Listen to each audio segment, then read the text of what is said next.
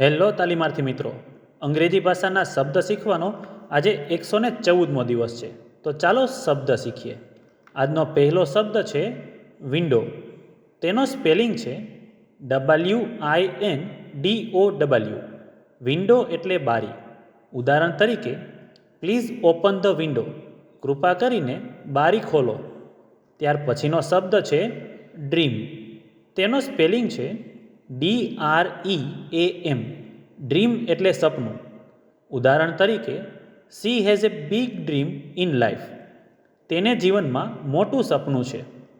ત્યાર પછીનો શબ્દ છે સ્ટ્રોંગ. તેનો સ્પેલિંગ છે STRONG. સ્ટ્રોંગ એટલે મજબૂત અથવા તો શક્તિશાળી. ઉદાહરણ તરીકે, he is strong enough to lift it.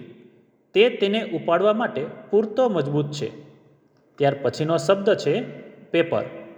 તેનો સ્પેલિંગ છે PAPER. પેપર એટલે કાગળ. ઉદાહરણ તરીકે, write your name on the paper. કાગળ પર તમારું નામ લખો. ત્યાર પછીનો શબ્દ છે ઓશન.